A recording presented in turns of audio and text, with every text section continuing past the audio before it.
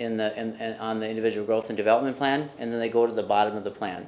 And this is the portion that that Dave shared with you a moment ago as we went through some information on the data retreat.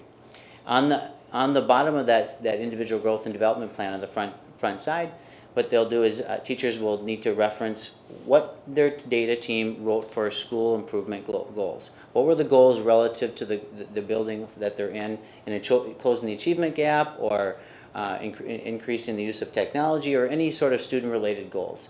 And they'll write those in the form. Then they'll also reflect on how those goals relate to what their PLC is doing. And right below that, then looking at the building goal, looking at their PLC goal, what are some student measurable goals that they can write for themselves? And they write that goal in there.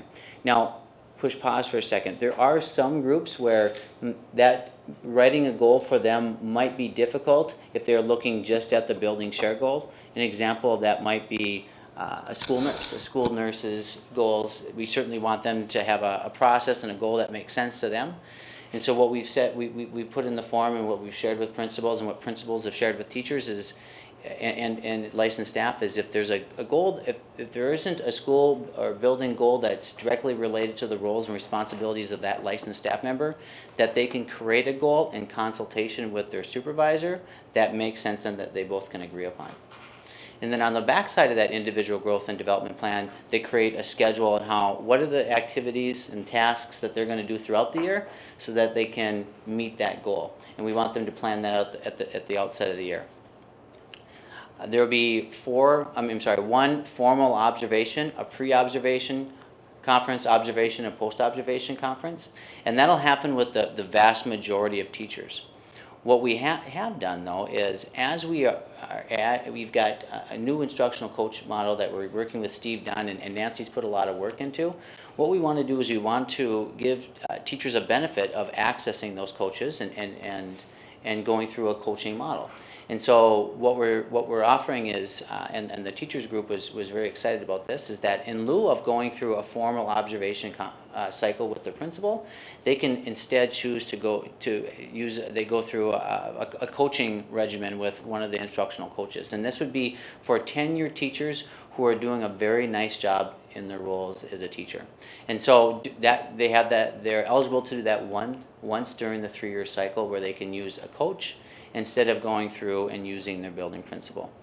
And so what they would do is they would note that on the individual growth and development plan. The principal would have an opportunity to review that, either agree or have some conversation with the teacher. Maybe this isn't the year that they want to do that.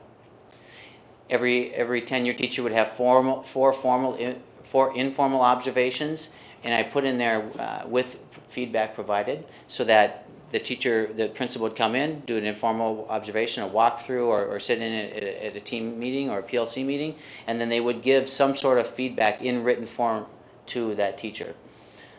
And then finally, at the end of the year, during years 1 and 2, we will sit down and talk about the individual growth plan that they put together, their growth goal, did they meet that goal, what would be maybe some ways to either revise or change the goal going into the next year.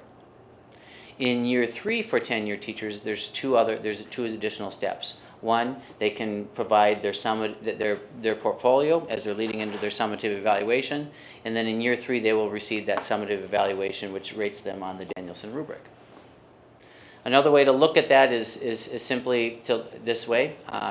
Everything remains the same from year to year, other than on that year 3 for tenured teachers, they get that summative evaluation. JP, are teachers going to be in staggered years? Yeah, yep. So what we've done is we had to go from a 4-year cycle to where every teacher was on 1 of 4 years, and to now we had to put them on a 3-year cycle. So in order to onboard them in a way that we had a relatively similar number of teachers on each of the 3 years. Scott Hare did a lot of work looking at what was their most recent observation date and summative evaluation date, and then we broke that into this third of teachers were observed most recently, so they would go into year 1 of the observation cycle. The next third would go into year 2, and the third that had the most, their observation or their evaluation date was longest ago would be on year 3, would be on their summative evaluation this year. And by and large, I think we were fairly close in each building. Good question. Yeah.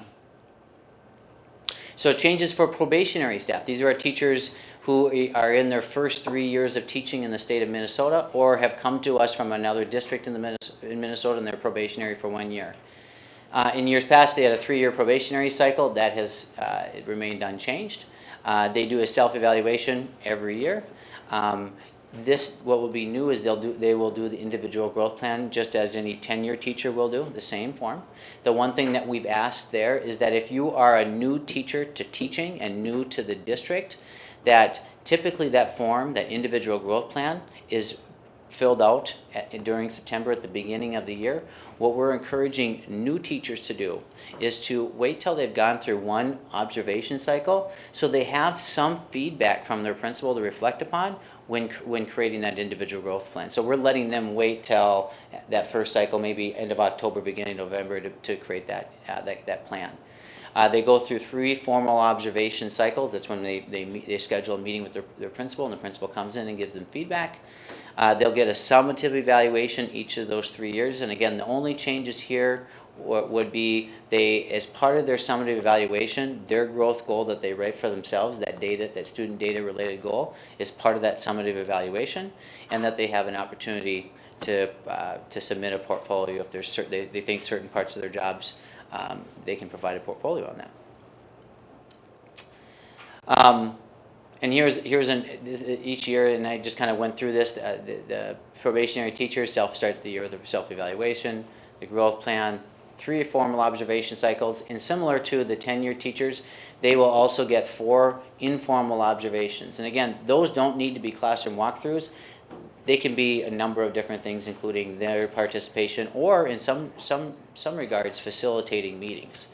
And each time we encourage principals to provide written feedback. So if that feedback happens orally initially, where they pull the teacher aside and give them some feedback on how the classroom observation went or the IEP meeting went, that they follow that up with some sort of written feedback, most likely through email.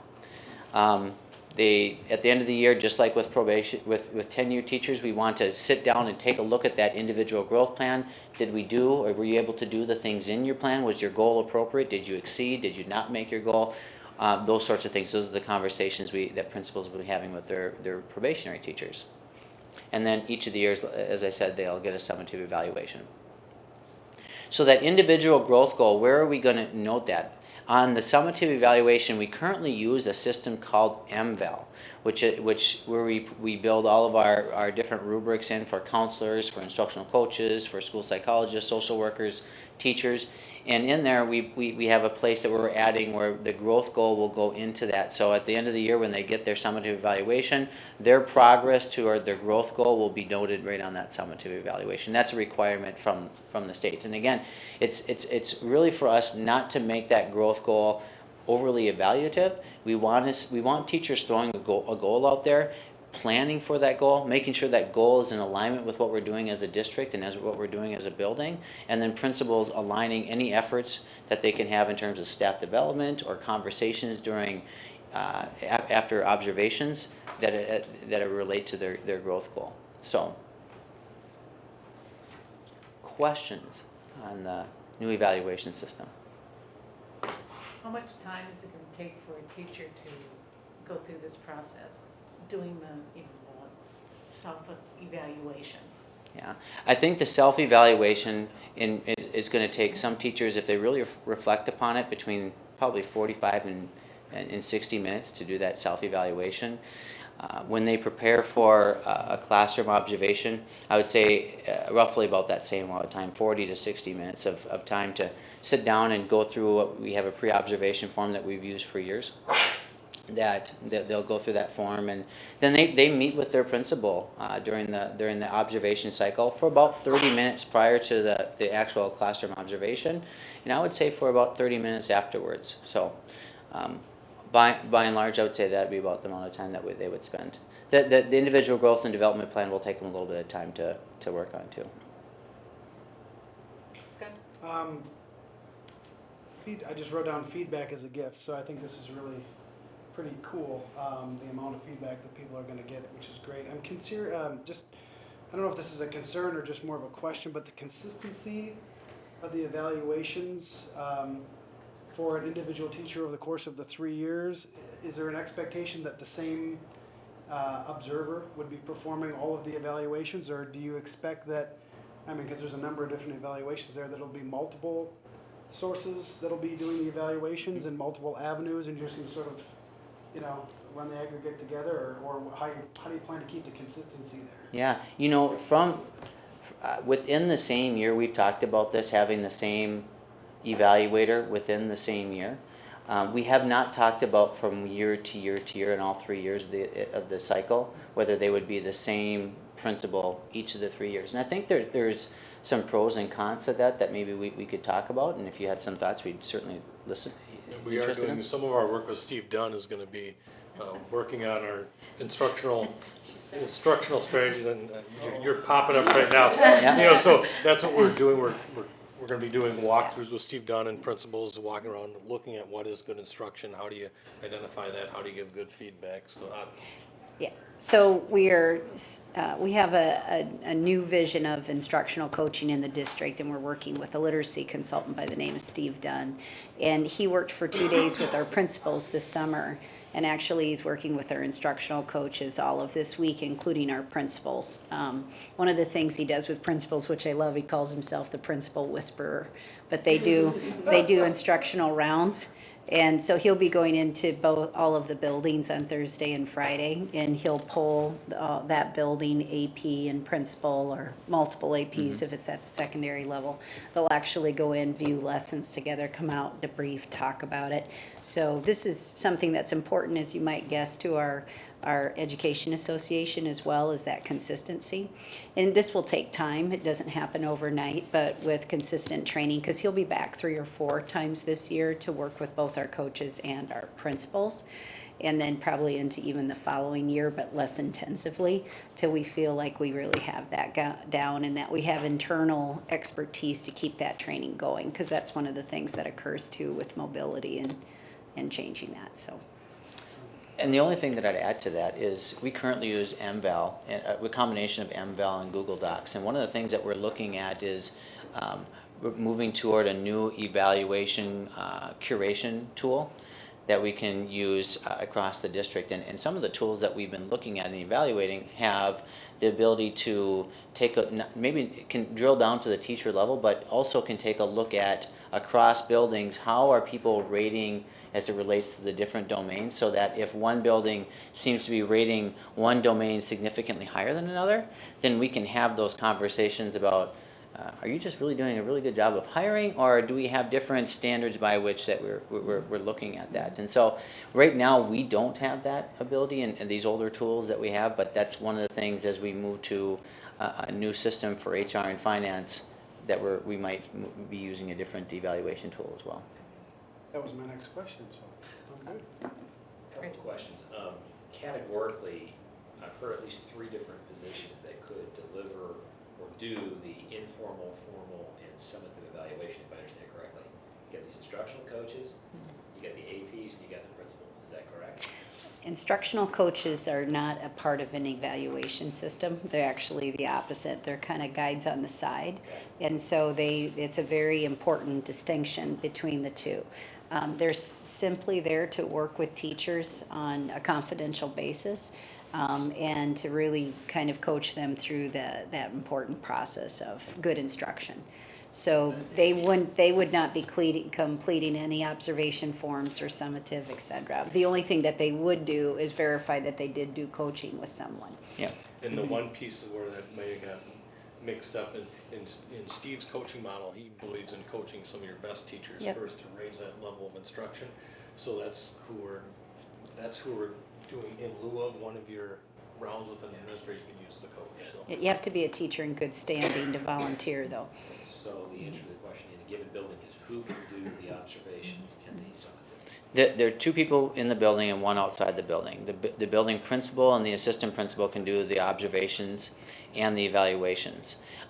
In some cases, if the staff member is a special education staff member, we can also use the special ed coordinators to help do an observation of an IEP meeting or something in that The regard, process. and then give that feedback, because they can provide feedback from a different lens too. So, thank you, that clarifies that there's not three, there's two.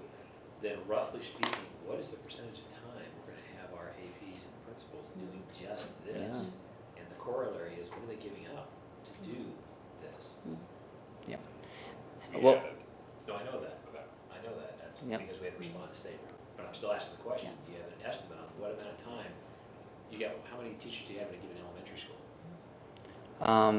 About I would've said 45, 50 45, teachers. 50, so Yep. Yeah. everybody's getting multiple observations annually, you get the point. So Yep. do we have any idea of an AP's job and a principal's job now is performance evaluation to 50%, 60%, 70%? What is it, do we know? I don't know that we've quantified the percentage, but we do know that it's certainly going to increase. And in some regards, in many regards, we're okay with that, because we know that we want our principals to be instructional leaders. We want them to be visible and in the classroom. We want to increase the frequency that teachers get feedback. That, as Chuck pointed out, that's one of the reasons why we've added the assistant principals at the elementary school, so that we could create the amount of time that it is to do this. We've also tried to structurally, we've set up that Tuesdays and Thursdays we'll have no district-wide meetings, and principals are to be in their buildings, in classrooms, doing this type of work, so that we're trying to hold ourselves accountable that is. Their time. Yep, to facilitate that, so, but to be honest, yeah, that is a concern, and I said that to our elementary principals today, so we're gonna look at this at the end of the year and make sure that this is working for us, because it needs to not be a paperwork jungle either, it needs to be good feedback, and it needs to be, We've got multiple former principals in this room, and, building leadership is a big bucket. It's not just performance evaluations. My concern, my Yep. understanding, my question is, how much are we going to be checking boxes to comply with state mandate, and what are we losing in the process? We're probably gaining a lot, Yep. but again, question. Something has to give. we'll though. keep an eye on that, that's been Don't want to lose that. it's been a constant in the back of my mind as well, so we've been talking about that. But part of the thinking, like JP mentioned, that teachers in good standing who are tenured can volunteer to do coaching instead of the principal observation. That was a direct, decision to affect two things. One is build incentive for coaching for teachers, but secondly was to help them balance. If a teacher is, quite frankly, in pretty good standing and a pretty strong teacher, they're going to benefit more from a coaching experience than possibly a principal evaluation or a principal observation. So kind of depends on whether that's a good fit or not for the teacher. But, that was an attempt to try to balance that out as well. I suppose the biggest risk to what you were talking about is that some of the observations become mediocre, just because we gotta check a box, we gotta get, this is a. Or a overwhelmed to-do by as the opposed sheer to anything number, that's actually sheer meaningful. number of them. That's the worst that could be. Or the principals in the back room checking their emails because they're not able to keep up with their day job as well. That becomes just kind of an exercise. I guess I'd like to just say, having part of the state task force with this, or what was that group that we were part of? Yeah, it was a task force, yeah. Yep, it was, I think this is outstanding. I think this meets all the goals. It meets the standard laid out in the law. And it also helps, Reggie, to your question, I think it helps bring more of our administrators into the classroom more. It requires it. Now, that we do have to manage that. I'm glad to hear that there's a plan, or at least an evaluation point of how this is working. But I think this is outstanding, looking forward to it, and I think you set the tone right away. This is developmental, it's not punitive. I know when it got up to the state level, watching some of those hearings, it was very much of a, how can we, discipline and fire teachers, and as opposed to let's develop our teachers and have people have long and fruitful careers for us as a district. I think this is fantastic. I would definitely say this, that the state plan, though very comprehensive, was one that I would have had genuine concern about the question you just asked, Reggie, if we had implemented that state model, because it was very paperwork heavy, very check the box, very add up the numbers and divide by 3 sort of thing. And ours is, the observation report is one side, front and back, and the the growth plan is one side front and back, and it's not paperwork heavy. It's really, we want teachers and principals as much in conversation about teaching and learning as they are looking at a piece of paper. A lot of my questions have been answered already, but can you speak a little bit about this student perception survey and how well it worked? Oh yeah. So one of the elements that was that the state plan alluded to was this notion of using a student perception survey, though they hadn't perfected it in the state model, and they really hadn't created a tool that we thought really asked all the questions. And so what we did is we did a little bit of research, and we developed a tool, though it is still somewhat long, about 32 items on the tool. It's a survey that we can use in grades 3 through 6. There's grade 3 through 5, and then another tool grades 6 through 12. That is a student perception survey that kids can answer questions related to the teacher that they have in front of them. And we have created that survey, and we've put it out there for principals to share with their teachers, though right now it's an optional tool because we don't have a really good way yet of proctoring that tool to every teacher, every kid in a teacher's class. So for example, if there's some limitations there, and it's more easily done at a 3rd grade level or a 4th grade level where a teacher can use the survey tool in one of their classes and get some really good feedback. But once you get into the junior highs and even the high school, where a teacher might see 160 kids in a day, or depending on the length of their course, they may see 300 or so kids in a year. Having kids fill out that many surveys, we worried a little bit about how much attention a student might give to a survey after filling it out for the 7th or the 12th or the 15th time. And we wanted teachers and principals to look at that survey data and not question how much attention was put on it when they filled out the survey. So we've got some tools out there for teachers who want to use them. In the meantime, while we're looking for ways that we might actually be able to pull something like that off, it's okay if teachers use them as a way to build some trust in the tool, or even give us some feedback on it and how we can make it better or tweak some of the questions. But right now it is an optional tool. We don't have a way of getting that sort of feedback from every teacher, every kid in a teacher's classroom. The other limitation there would be to say, we would just make it optional, right? We could just make it optional for kids in a teacher's math class at the high school to fill it out. But then in many cases there, you only get students who are very passionate about, this is either a fantastic teacher or this is the teacher I'm really struggling with because of grade I got, or something along those lines. So we want the data to be good data. We're looking for ways that we can actually make that happen. Is the hope to have it in the portfolio submission, or would it be part of a summative evaluation once you have it figured out? I don't know. It would probably be part of the data that's collected informally, and that then could be included as they look at their individual growth and development plan at the end of the year. And what we might say is we might make some changes to that particular plan as it relates to the goal, the data they got from the previous year's kids. Yeah. Yeah. Anything else? No, thank you. Well, Thank you. instruct Yes. people to see you for the donuts. Thanks. We'll move to old business action items, and then we have the paraprofessional contract with Scott Hare and Mike Verlander.